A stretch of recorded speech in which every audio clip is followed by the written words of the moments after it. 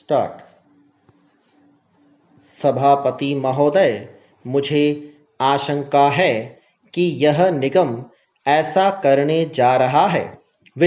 यह निगम क्षेत्र के बाहर कंपनियों में इक्विटी निवेश करके अधिकाधिक धन अर्जित करने का प्रयास करेगा।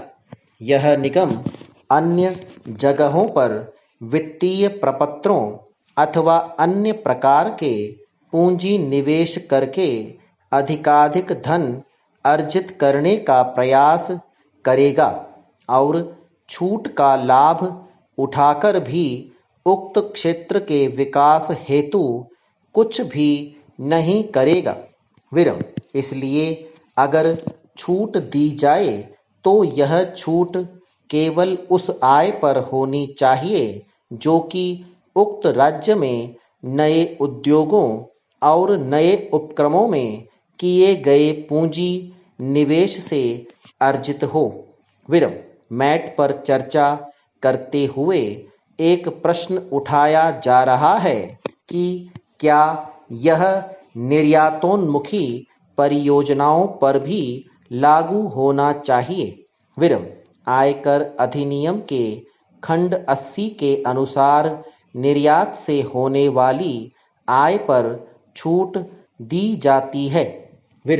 कई वर्ष पूर्व यह प्रावधान लागू किया गया था, परंतु तब से ही इसका दुरुपयोग किया जाता रहा है।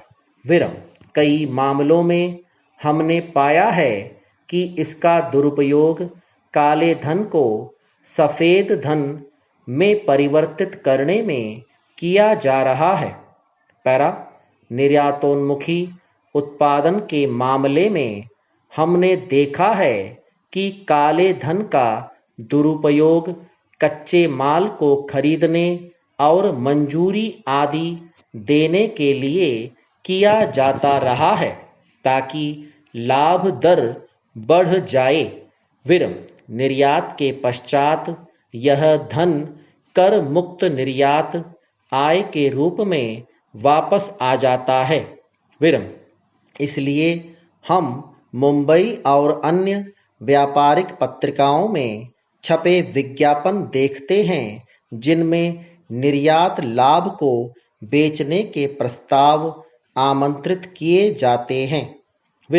1 करोड़ रुपए की निर्यात आय को 10 अथवा 20 लाख रुपए में किसी भी लाभ अर्जित करने वाली कंपनी को बेचा जा सकता है क्योंकि वह कंपनी निर्यात कारोबार से कर छूट का लाभ उठाएगी और वे अपने अवैध साधनों से निर्यातक फर्म के लिए कतिपय धनराशि देने को तैयार हैं और इसके साथ साथ इस कंपनी के निर्यात ऋण भी दे सकती है ताकि निर्यातोन्मुखी कंपनियों के निर्यात ऋण का लाभ उठाया जा सके।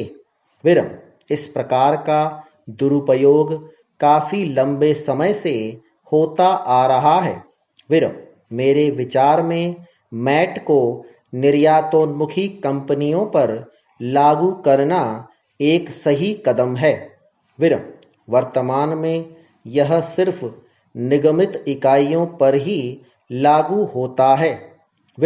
इसके प्रभाव जानने के लिए इसे थोड़े और समय के लिए उन्हीं के पास रहने देना चाहिए। स्टॉप।